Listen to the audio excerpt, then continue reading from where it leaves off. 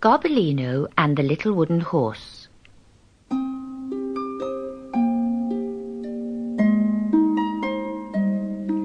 As daylight faded and the stars appeared in the sky, the witch became more and more cheerful.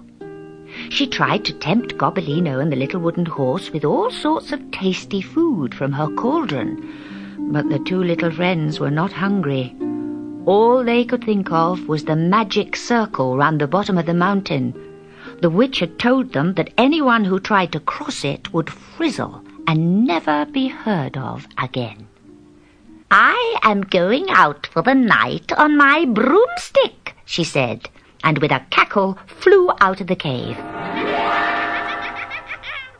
The moment she was gone, Gobbolino dragged the witch's book of spells into a pool of moonlight. Together, the two friends began to read. They read every page until at the very end they came to some lines in tiny print. "To undo a spell, use 8 parts clean spring water and 4 parts fresh fruit juice and 8 parts clean new milk. Mix all together and stir with a clean left hand, together with the blessing of a good man and 5 tears of true sorrow. Splash this on the spell and it shall be broken." The Little Wooden Horse skipped for joy. "We can make the mixture and break the magic circle," he cried. "Wait, wait," warned Gobbolino.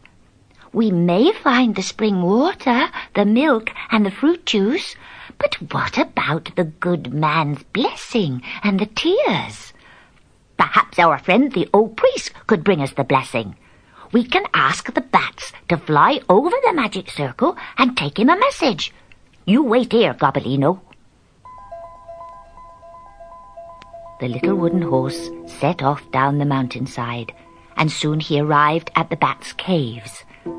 The bats thought they were the best homes in the world, now that Sutika no longer tried to chase them away. "We could not go back to the church, even if we wanted to," they said.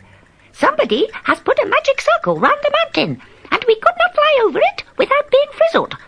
The only trouble is that 2 or 3 of the younger bats lagged behind, and now they can't join us. They are still living in the rabbit burrows outside." The Little Wooden Horse walked towards the few bats he could see whirling and tumbling in the moonlight at the edge of the plain beyond the magic barrier. "Listen to me," he called. "With your help, the magic circle can be broken, and you can come to live in the caves. All you have to do is to take a message to the old priest. Tell him that Gobbolino and I are trapped on Hurricane Mountain by a terrible magic.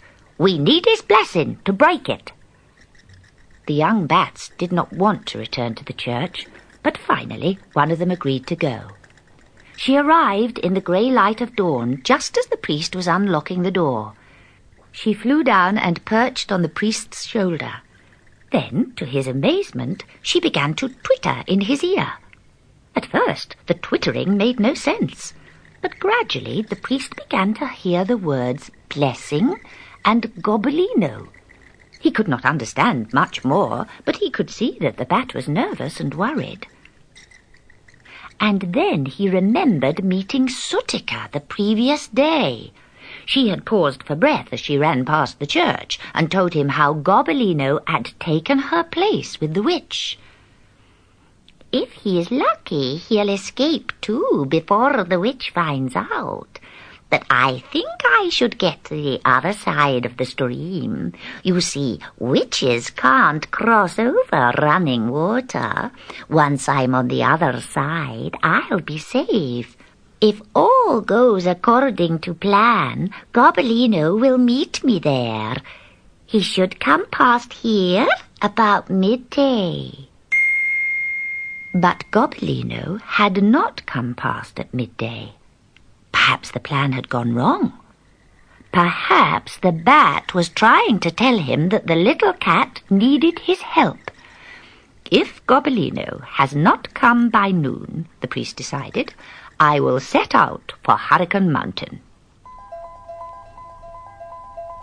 On the mountain, Gobbolino and the little wooden horse were busy collecting all the things they needed to break the spell. The witch had returned at dawn and had immediately fallen asleep. She was snoring loudly. They found an empty pumpkin, which would make a good mixing bowl for the ingredients. They pushed it into the darkest corner of the cave. Then, taking 2 jugs and a small clay cup, they walked out onto the mountainside. They met some wild goats who willingly filled the clay cup 8 times with milk and showed them the way to a valley full of bilberry bushes. By mid-afternoon, they had crushed enough berries to fill the cup 4 times over with fruit juice. Then, as the sun went down, they found a spring which supplied the 8 measures of clean water. With both jugs full to the brim, the 2 friends began to stumble back to the witch's cave. Gobbolino! Long before they arrived, they could hear the witch angrily calling for them. Why have you been dawdling out there? She demanded. Didn't you hear me calling for you? I want the little wooden horse to come for a ride on my broomstick.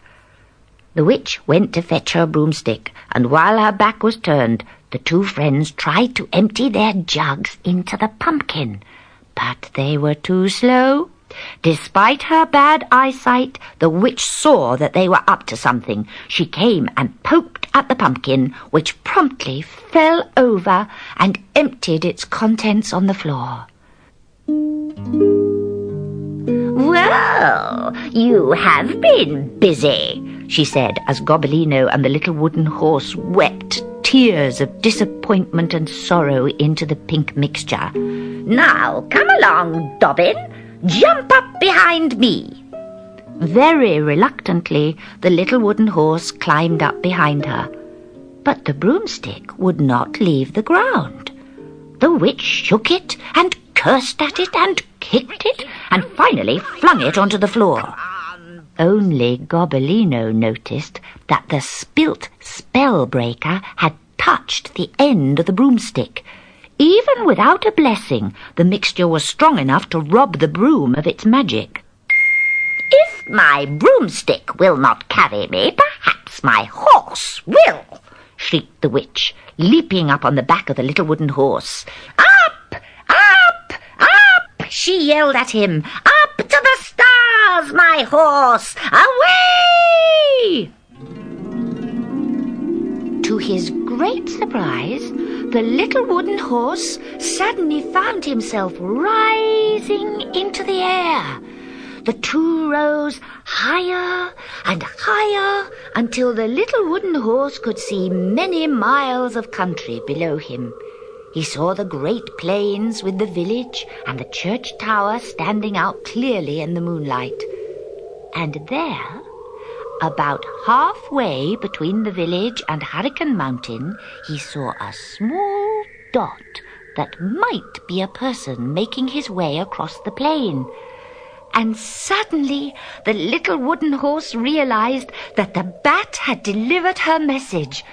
That moving dot was the old priest coming to help them.